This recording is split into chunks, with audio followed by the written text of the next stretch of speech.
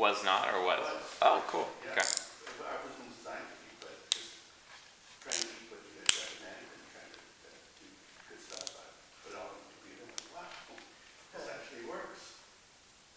That's awesome.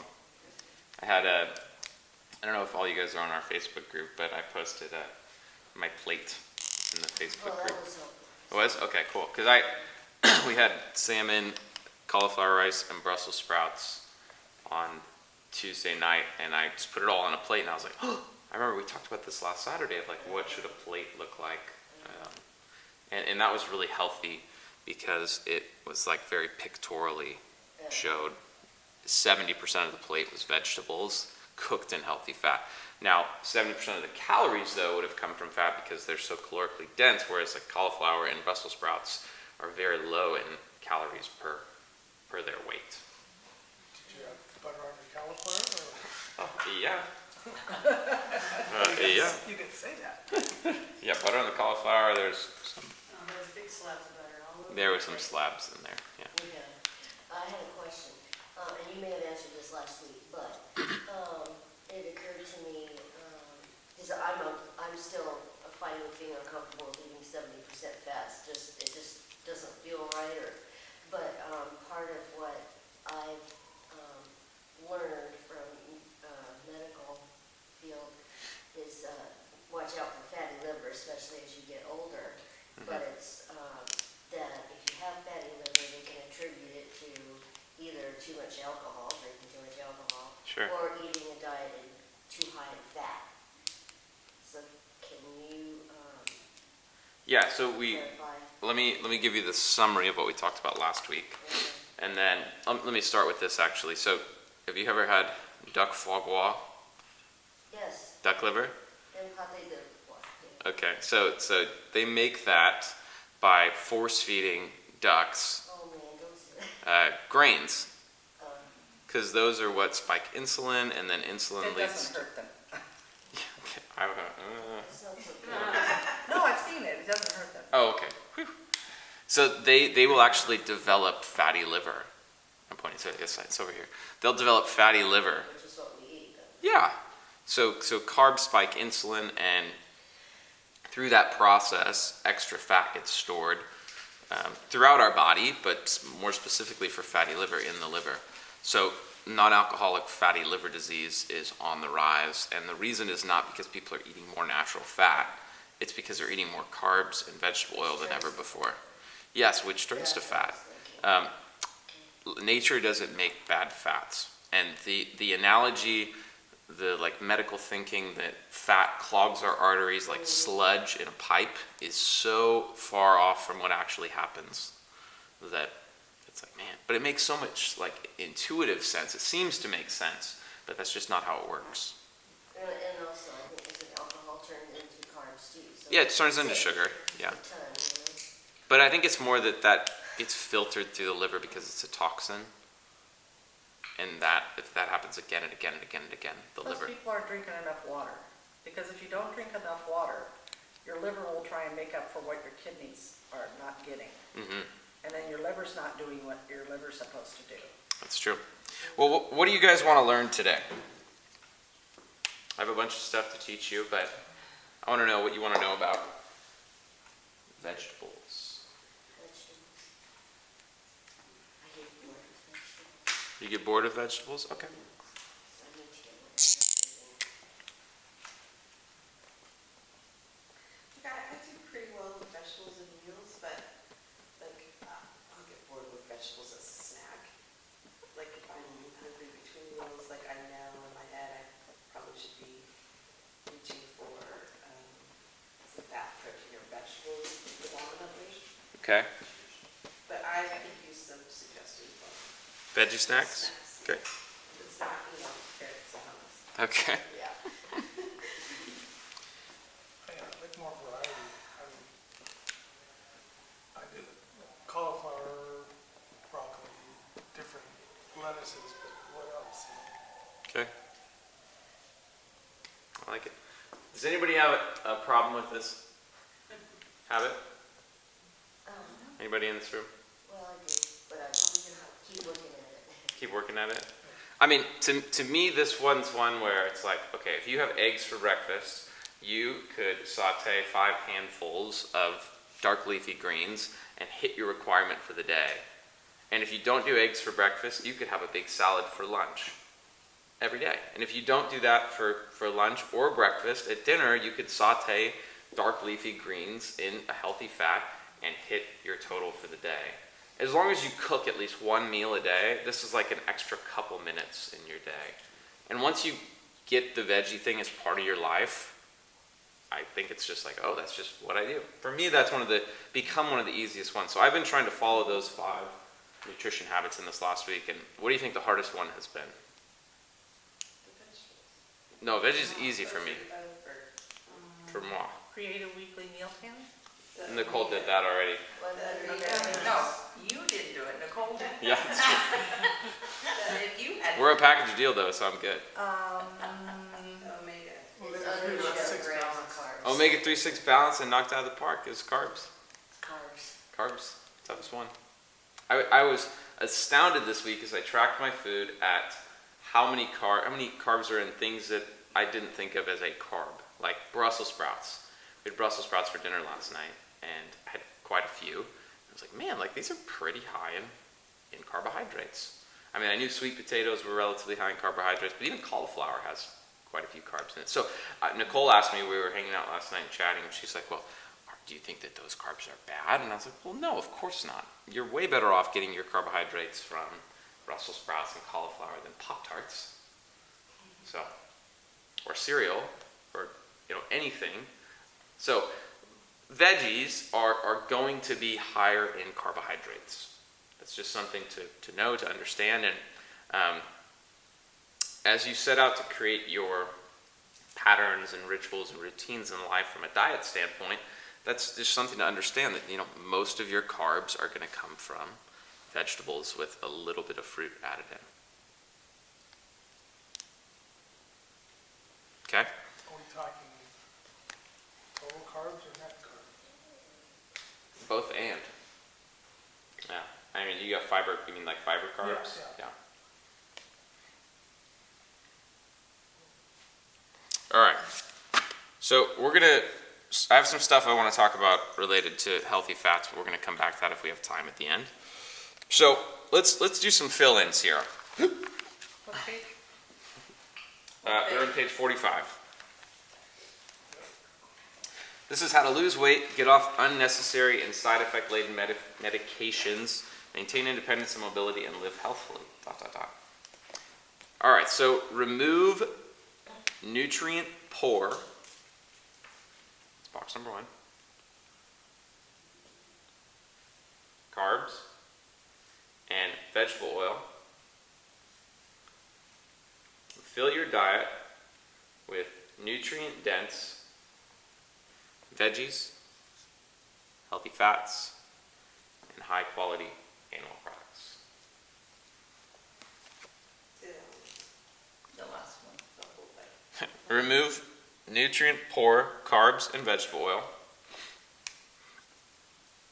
And fill your diet with nutrient-dense veggies and healthy fats and high-quality animal products. There's an extra "and" in my, sorry, Mary. Healthy fats in the last one. High-quality animal products. High quality.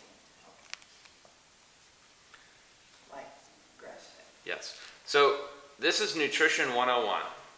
And I know I've said this again and again, and I feel like I'm just beating it over your heads, but I'll take another crack at it. The whole nutrition philosophy here at Village is about eliminating foods that are poor in nutrients and adding back in missing nutrients in the form of vegetables, healthy fats, and high-quality animal products.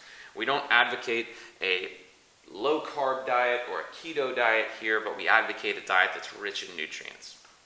We advocate eating the way our bodies were made to eat and creating an environment of health through the way that we live our life, specifically with nutrition in the seminars that we're doing this month. So, if you're the type of person who can eat mainly nutrient-dense foods as most of your calories, you're going to be healthy, you're going to get off medications, your body's going to do what you want it to do.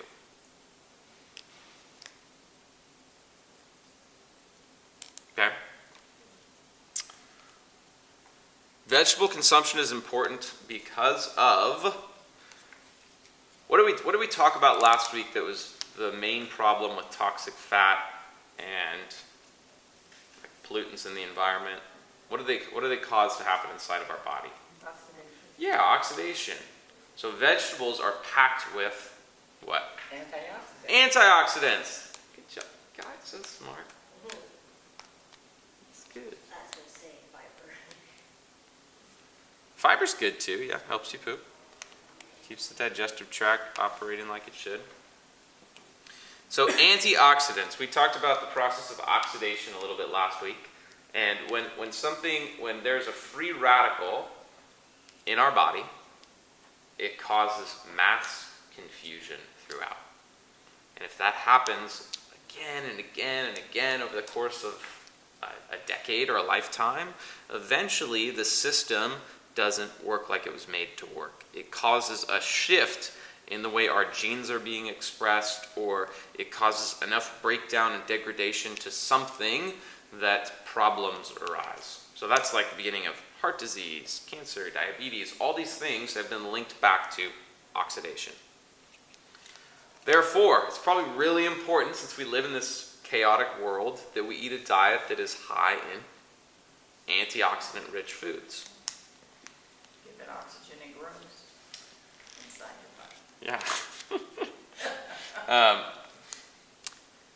So I'm not going to give you guys a list of the foods that are highest in antioxidants. Just know that dark leafy greens and really any vegetable is going to be a good source of antioxidants.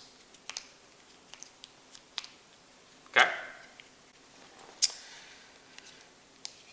So veggies should be eaten often and in a wide variety.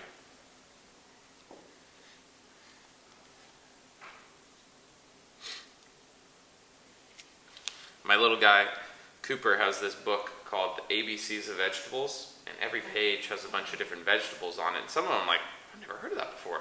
And there was one, okra. Like, I've never had okra before. And we were out at Amy's farm in Ontario, and they had okra. And I was like, oh, I saw that in his book. We're getting that. We'll go Google a recipe of how to cook it. It was okay. It's kind of weird. It's got like a harder outer and then a seedy interior. I like it pickled. What? I like it pickled. Pickled okra?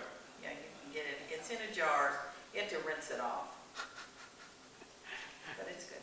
It's good. Carla, not for you? I don't really care for it. Okay. Yeah, Yes, I love it. I've had it, but they're a little slimy. Yeah, they are a little slimy. Yeah. You can always roll them cornmeal. I would encourage you guys, if you have time, take a trip out to Amy's farm in Ontario.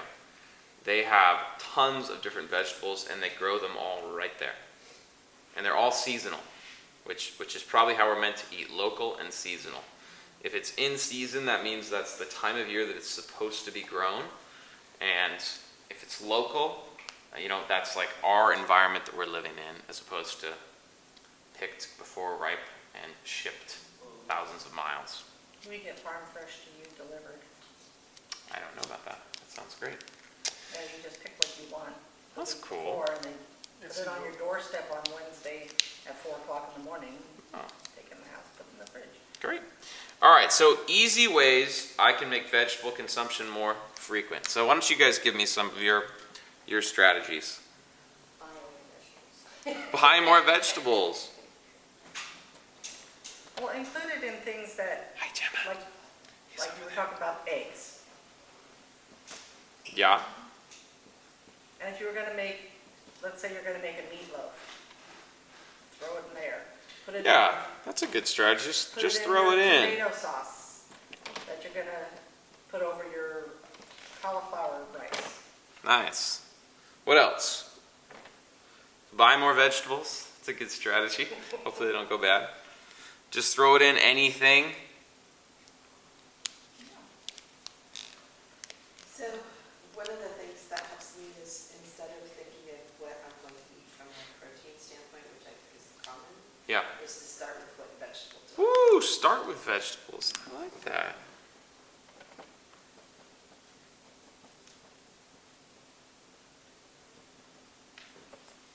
One of my meals every day is a big apple. I like that big ass salad. Me too.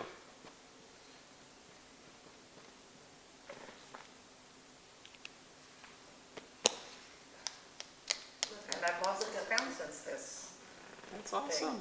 Kudos to you. started. So Look up recipes. look up recipes. That's a good idea. Yeah, it helps me. Yeah, you get tired of just steamed or I think having good vegetables. That you're excited about. Well, yeah, but the way you cook them matters. I think, for any of us that grew up on canned vegetables, it's easy to hate them. But Mhm. when you're sauteing in butter, when you're Adding salt. drizzling in olive oil, it's a whole different meal. Totally different. Yep. One of my clients, and I'm sorry if this is one of you guys in here, I don't remember, but they just cook leftover vegetables with their breakfast every day. Like if they have leftover veggies, they just saute them again, butter or olive oil, and then they have it again. That's their breakfast with some spinach. That wasn't anybody in here, I don't think, but it was like that was like their breakfast every morning. It was like a big plate of vegetables. Like, wow. Is that you? Okay. Never mind. Yeah, we're on our second week of making frittatas for the week. Nice. Frittata is so easy. and they're good. I have frittata every day this week, and Nicole asked me, "You can have frittata again today?" I was like, "I don't know if I can.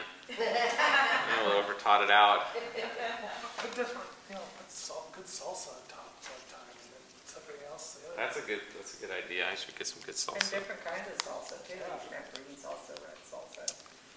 So Avocado. there's Try new vegetables. new vegetables. Yeah.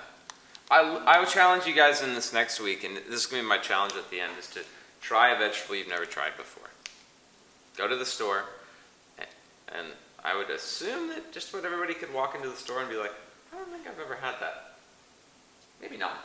Or maybe try something that's you haven't had in a long time. What? You don't eat frequently. Yes, you don't eat very frequently. Here's another idea. So the veggie frittata, very simple. I think Nicole gave a recipe to everybody last week.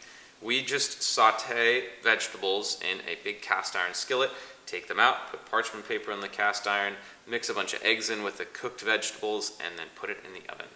Take it out, doesn't make a mess, chop it up, and we have breakfast for the entire week. Sometimes we'll add like sausage to it. We actually get our sausage from Amy's farm. They have very grass-fed pigs and cows out there. Another idea is stir fry. So same kind of thing. If you have a wok or a big cast iron skillet, you can literally cook up a bevy of vegetables, add in the meat of your choice, and then make a sauce from, I don't know, soy sauce, balsamic vinegar, whatever you like, as long as it doesn't have much sugar in it. You put it over the Cauliflower rice, you could do that too. I like that. Another option is just to buy frozen organic vegetables, microwave them, and put butter in them. If you're really crunched for time, I don't think this is like one of the lesser options, but that is an option.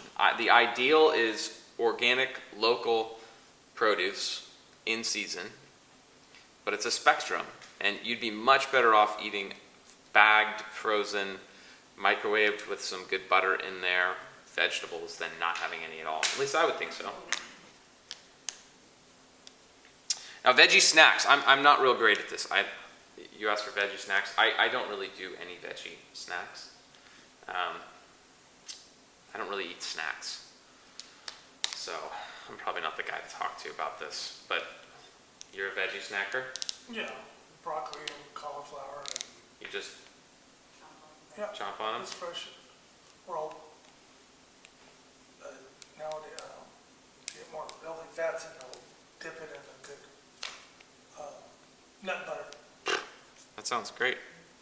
And I've done cucumbers, I cut up some cucumbers, and I don't like peppers, I never thought I liked peppers, but I cut up peppers and I ate them, they were good. It was like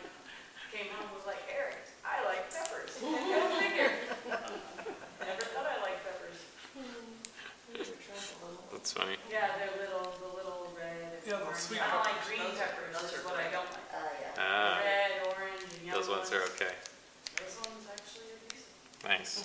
Well, let me give you guys some unique ways to get vegetables in. Fresh herbs. Great way to get vegetables in. Herbs are packed with antioxidants. So cilantro, basil, mint, thyme, parsley. I hate parsley. I said cilantro. Cilantro's my favorite. Rosemary. Rosemary. You grow any herbs in your garden? What do you have? Mint, basil, rosemary, oregano, Nice.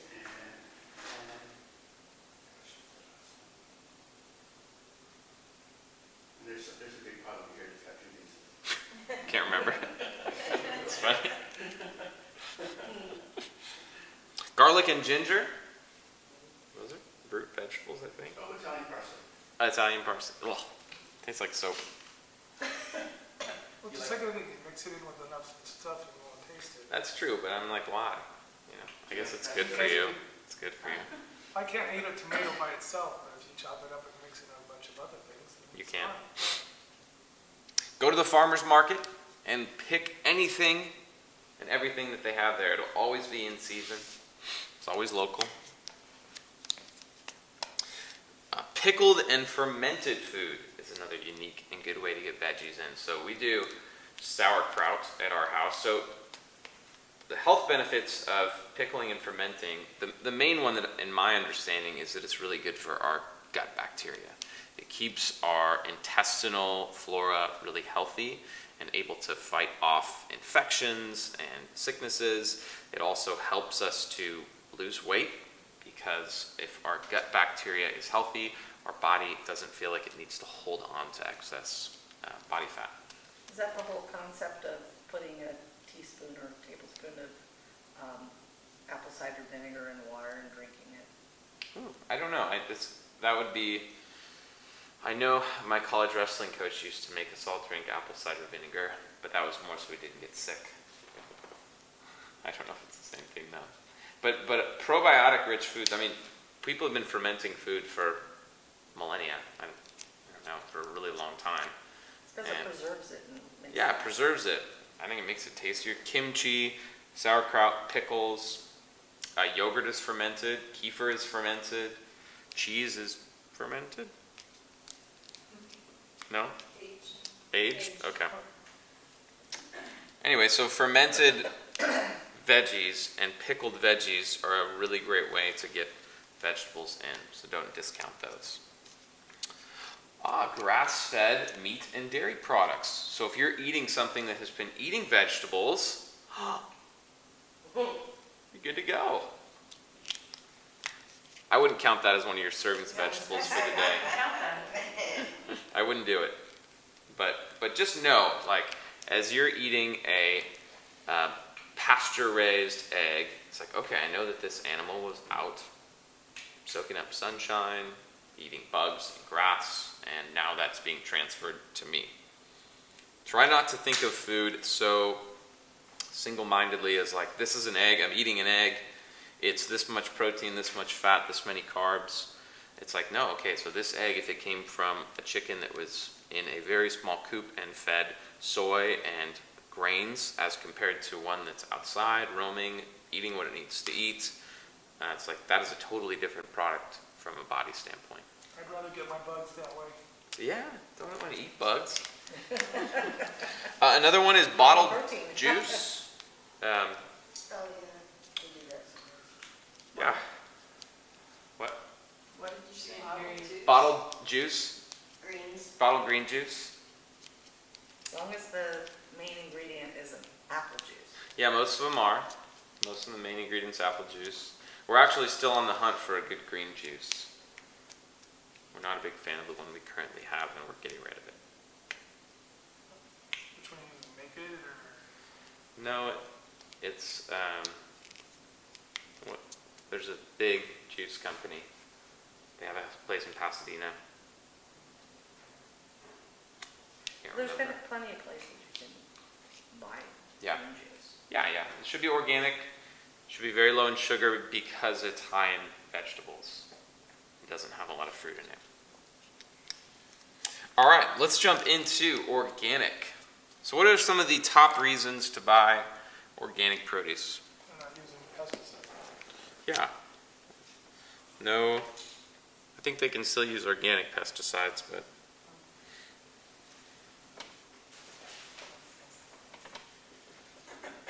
so less chemicals or no chemicals, hopefully.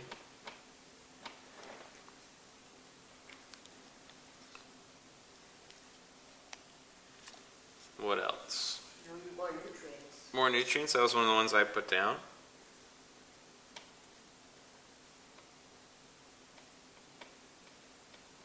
Yeah, the way they farm, they don't use up all the nutrients in the soil. They rotate their crops. Oh, okay. That's why the old way was, all the nutrients are taken out of the soil, so over time, the vegetables get less and less nutrient. But when they're done organically, because of the way they rotate the crops, they keep more nutrients in the soil. Okay. I had an uncle that was a rice farmer, and they did that. They rotated what fields they planted every other year. Oh, that's a cool idea. Yeah. And You they have to just, give the land time to rest. Yeah. Otherwise, like hell. Otherwise, it If you do the gets same, nutrient depleted. that was just It's what like they did. centuries old. Farming practices. It's in the Bible. Yeah. Yeah. We should all compost. Makes sense. Everybody needs rest every 7 years. All right, so we all know organic is important. It's better for us for a lot of different reasons. My main two are the lack of chemicals, which probably causes oxidation within our body, and increase in nutrients, which helps to combat that and combat just the general everyday life stress associated with being alive. So let's talk about the Dirty Dozen and the You're not Clean at number 3. 15. Better taste. Oh, okay. Better taste, more nutrients, avoid chemicals. I think they taste better. So let's do the Clean 15 first. So these are vegetables that are supposedly okay to buy non-organic because generally they have a outer skin that the pesticides would get on and not penetrate the actual fruit, so you won't be eating as many pesticides. Avocado, yeah, that's actually the first one. Sweet corn, pineapples, cabbages, onions, sweet peas, papayas, asparagus, mangoes, eggplant, honeydew, kiwi, cantaloupe, cauliflower, broccoli. Broccoli. That's the USDA. I would just buy everything organic, but Yeah. hey, these are the ones with less. Here's the Dirty Dozen. These are foods you definitely want to get organic. You can't write that down as quickly as you read. Well, you want me to give them to you again? Yes. Slower. Avocado, Yeah. sweet corn, pineapples, cabbages, onions, sweet peas, papaya, asparagus, mangoes, eggplant, honeydew, kiwi, cantaloupe. Gotta get married, cantaloupe. Cauliflower. And broccoli. All right, so then here's the general principle though. The things that are on the Dirty Dozen, you'll notice, are things with thinner skins and generally things where you eat the skin. The things that are on the